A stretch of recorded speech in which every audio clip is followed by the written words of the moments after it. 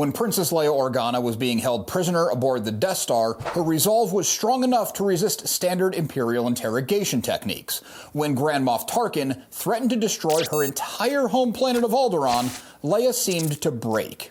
She named Dantooine as the location of the hidden rebel base. There was a base on Dantooine, one that had been abandoned shortly before. What about the native species and other inhabitants? This transmission will explore Dantooine as a planet and its role in the wider galaxy. We'll dive into canon and legends to fully explore everything about this planet. This is the Imperial Remnant. Stand by for transmission. Dantooine is a peaceful and picturesque planet located in the Riabello sector of the Outer Rim territories. The temperate climate provides ideal growing conditions for lush grassy fields of green, yellow, and lavender grasses. These fields are punctuated by the unique bulba tree native to that planet. Rolling hills and crystal clear lakes break up the landscape and add to the natural beauty. Dantooine is located in a solar system sharing the name. The planets in the system rotate around a single sun, allowing Dantooine to have seasons. Even these changes in seasons are mild and pleasant. Along with the vibrant landscape are a number of animals. Blackfish and bluefish are common species found throughout much of the galaxy. They have black or blue skin respectively, hence the names. Blackfish have a lighter stripe and bluefish have lighter spots. While they are generally found in fresh bodies of water, they are also known to survive in water with high sulfur contents. There are legends of a flying species called Brith. They are green, purple, and white. They look like a manta ray from Earth and are very similar to the flying mantas on Felucia and Thrantis on Alderaan. Unlike our manta rays, the Brith do not swim. Their shape and the way they fly makes it look like they're swimming through the sky, however. Kathhounds are probably the most well-known species from Dantooine. These are similar to large dogs from Earth, but instead of paws, each of their 4 legs has a hoof. They are generally peaceful to human-like species, but are susceptible to dark side energies, which can make them very violent. Feral Kathhounds are kept as pets for Nar Shaddaa crime lords. The hounds can also be domesticated through genetic modification and kept as pets. This is a popular pet on Coruscant. A domesticated Kathhound is known as a Sulky. The Kinraths are a yellow arachnid species. Unlike the arachnids of Earth that we're familiar with, they have 6 eyes and 4 legs ending in claws.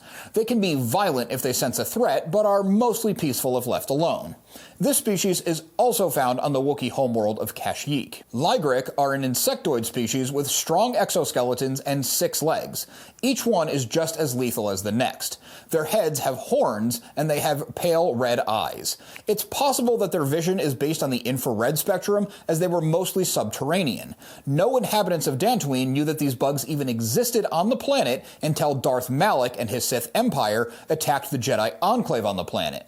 This opened the Lygric tunnels to the surface and they started venturing out. There is a legend of one more creature native to Dantooine. The Grawl was the planetary apex predator.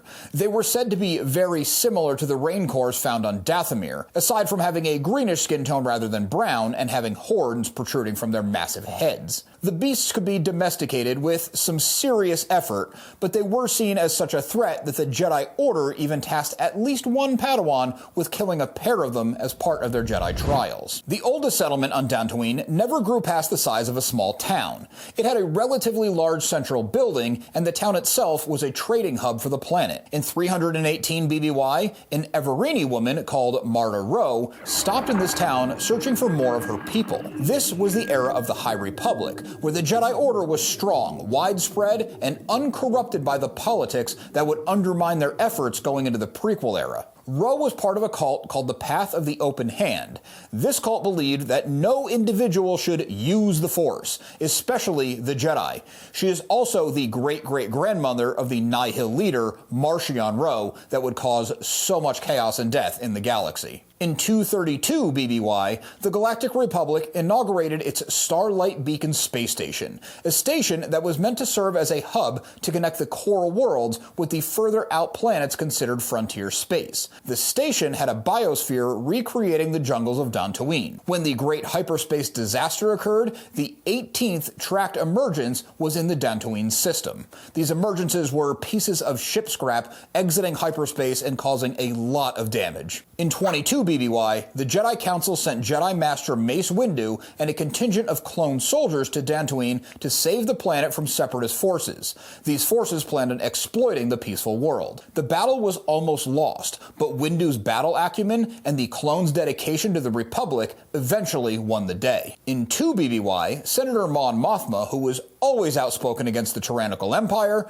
had to flee Palpatine's grasp. The rebel group called Phoenix Cell escorted Mothma to Dantooine. Mothma called for as many rebel ships as possible to meet in the space above the planet. She gave a powerful speech that would see the individual rebel cells around the galaxy unify into the Alliance to restore the Republic. It makes sense that this would be the first established base for that rebel alliance. Not long before the Battle of Scarif in 0 BBY, members of the rebellion found an Imperial tracker in supplies that were destined for the base on Dantooine. Though this tracker never actually made it to the planet, the Alliance didn't want to risk it and abandoned the base and the planet altogether. When the successor to the Galactic Empire, the First Order, rose in strength, they heard of Resistance sympathizers and New Republic loyalists on Dantooine. The First Order blockaded the planet. Commander Vanessa Doza led a rescue mission along with Jade and Ace squadrons. These fighter groups were successful in fighting their way past the blockade, though one shuttle was destroyed as the Resistance fled. There's a much deeper history about Dantooine in Legends.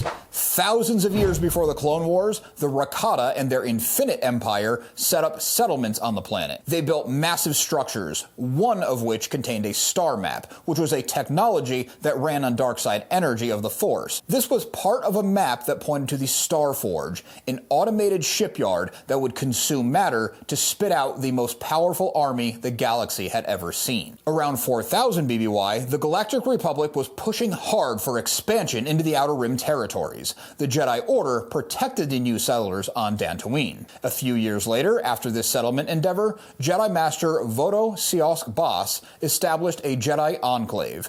This enclave ended up turning out some of the strongest Dark Force users in galactic history. Exar Kun, Revan, and Malak all trained at this enclave. I found some conflicting information on if Dantooine had a dark side nexus or not. I would lean to the side of not. It would just happen to be that these powerful and famous Sith Lords came out of this place. In a strange twist of fate, maybe the Force trying to course correct, when Revan was nearly killed in the Jedi Civil War and lost his memory, Jedi Master Bastila Shan brought him back to the Dantooine Enclave. He had lost his memory. He had no idea that he was leading Sith forces.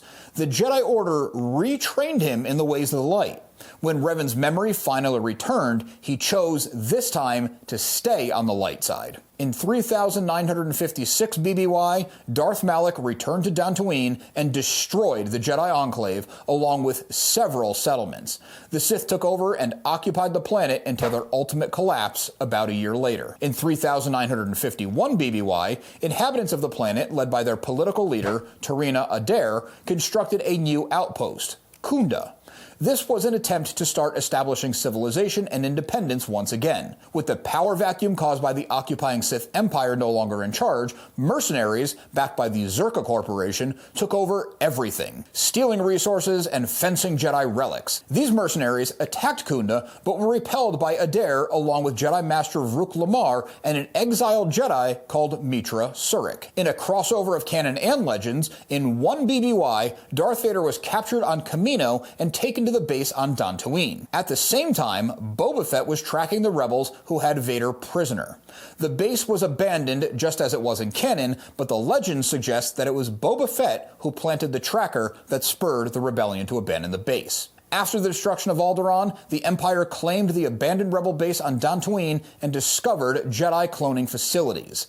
They got these facilities up and running again. An Imperial officer who defected to the Alliance, Tycho Selchu, was captured by elite Imperial troops.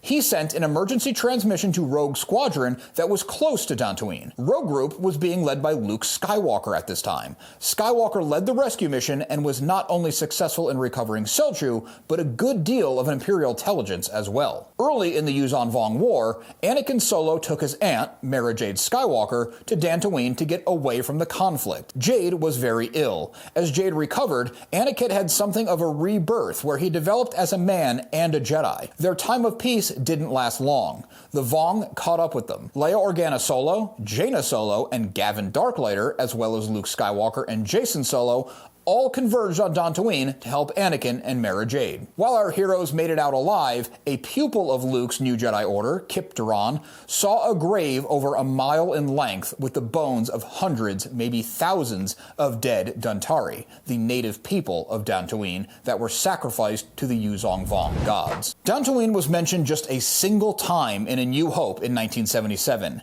This one word spawned all of the stories that we touched on in this transmission.